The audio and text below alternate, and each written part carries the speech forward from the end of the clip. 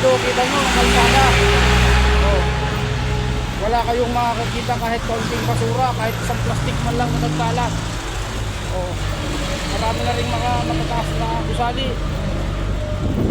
At napakaraming tao.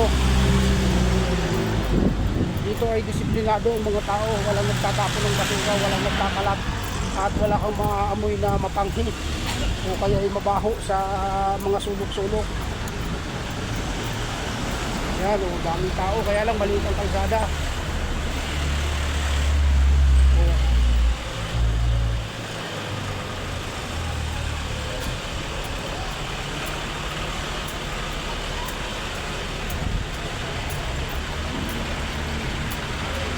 Wala rito tricycle, wala kang makikitang bisikleta rito sa bayan, walang nagbabike, walang tricycle. At ang tanging paraan lang ng transportasyon dito sa paikot-ikot ay taxi. Ayan, halos puros taxi sila, walang tricycle. Ayan, ito ay hindi pa ito yung pinakang sentro. At kapag doon sa may sentro ng pinakang bayan talaga ay napakaraming tao. Pero dito, bali ito ay barangay na lang. Pero makikita nyo walang tricycle, walang taxi, wala ka rin makita nagbabike.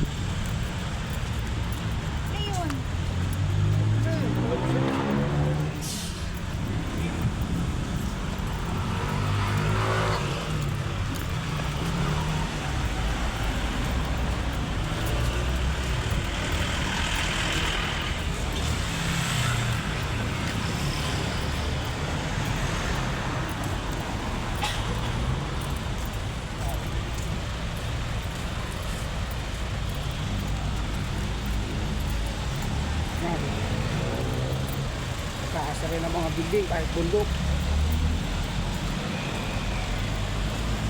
Kahit sa Ibayan, tres ang kanilang lugar kasi maraming puno.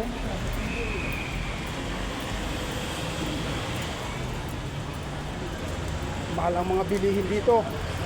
Ang sibuyas, 10 piso ang isa. Ang sili, 30 pesos ang isang takal. Hindi ka makakabili ng patay pa 5 piso. Katulad yun sa atin sa Laguna. Dito makikita mo ang mga tao, kala mo lahat panay mga busy. Lahat nagmamadali sa paglalakad.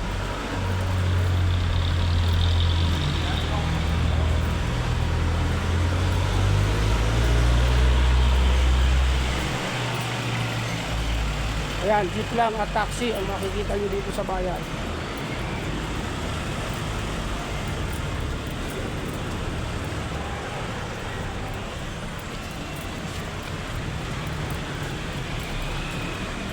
Hoy, bilis-bilisan nyo.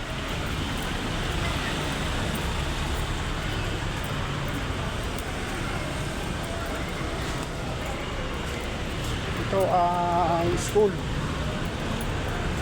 Ang laki ng school dito. St. Louis.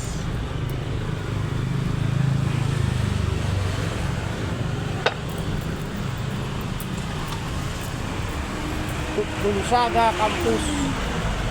So itong hallway na dinadaanan namin ay hallway ng Gonzaga Campus.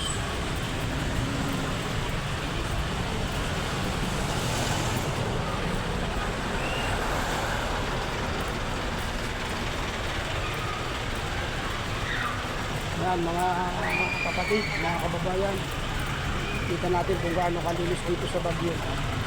Talaga makikita mo na ang mga tao ay lahat ay disiplinado.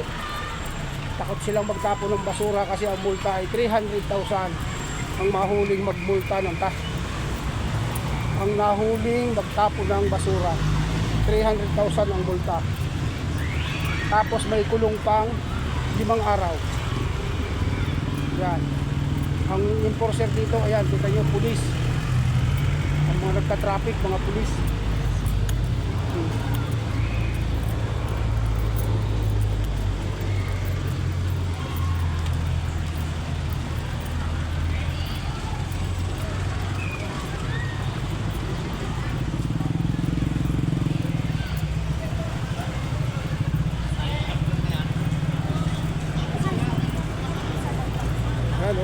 liit ng kalsada pero dami tao, dami sasakyan.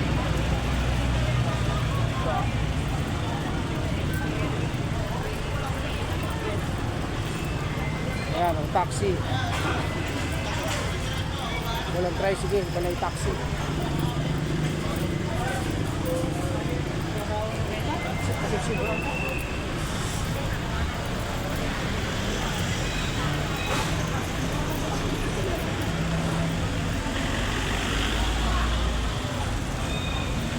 Yun, napakaraming nandun sa kabilang bundok, eh. Mga pahayan, eh.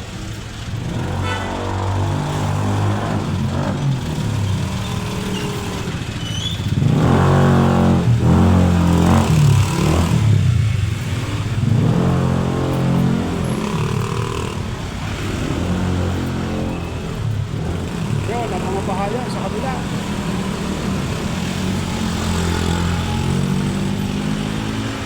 Saan ang punta nyo? Yan lang. Ha? Yan. Ano bang hinahanap nyo? Bed.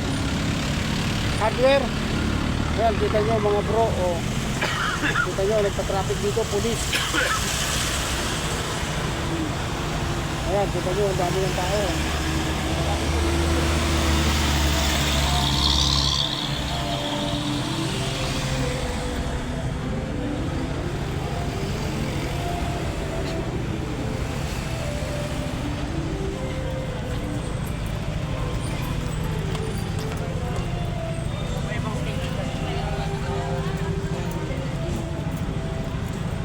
Mahirap paglakad dito.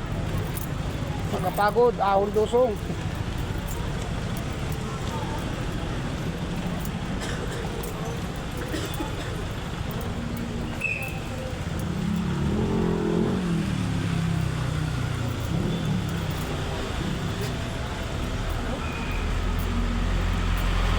Tamo ang kalsada rito, palay ahon lusong. Talagang mananakit ang binti mo sa kakalakad.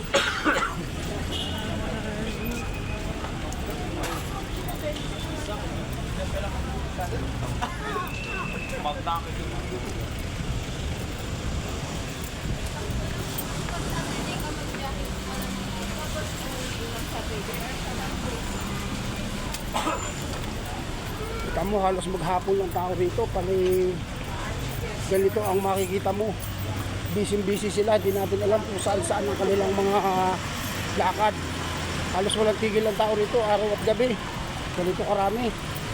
Yan, oh. Ito, hindi mo rin sukat akalain na makakarating ito dito sa lugar na to. Ito ay taga Pasakaw. Pasakaw, nakausap namin na daanan namin na nakaupo sa tabi ng kalsada. Ay inaawa kami, sinama na namin. Kaya ito ay kasama na sa tropang biyahirong gala. Ayan. Ayan, hanggang ngayon naglalakad pa rin kami. Wala rito tricycle na katulad sa ibang lugar na pag napagod ka sa paglalakad, pwede ka mag-tricycle. Ayan, yung kabilang bundok na naman yung aahunin na yan namin. Dito wala kang makikitang mga nagtitinda ng street foods na kapali sa ibang lugar na makakakita ka ng kung saan sulok, kung saan lugar may nagtitinda ng street foods. Dito wala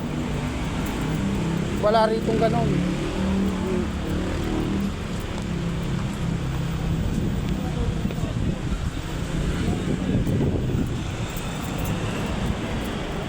Matanggal sa gulo.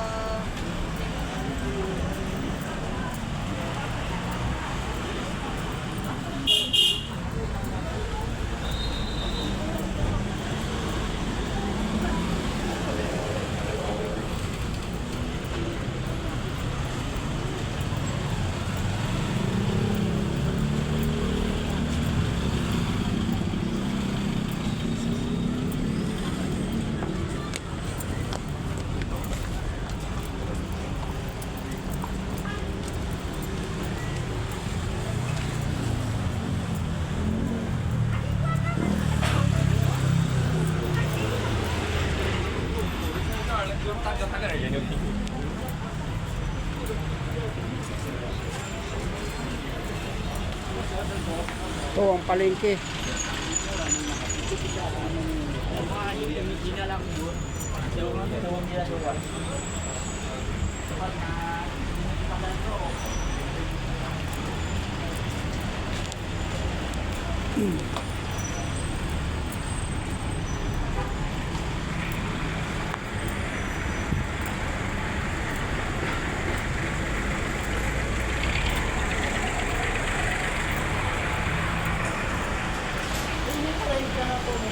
Pinunta natin? Oo, umikot lang pala tayo.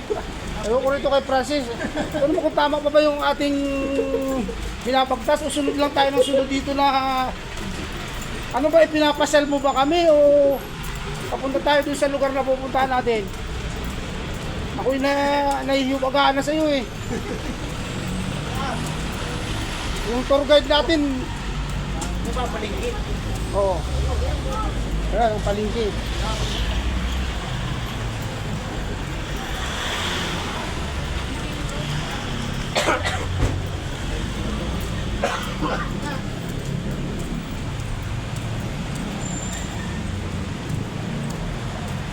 Malapit na, boss.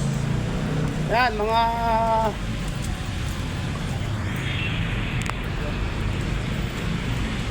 tropa, hanggang dito na lang muna yung aming video. At pagod na yung tagahawak ng camera. Masakit ang ano. Masakit na ang balakang namin sa kakalakad. Kaya abangan nyo naman yung ibang lugar na pupuntahan namin.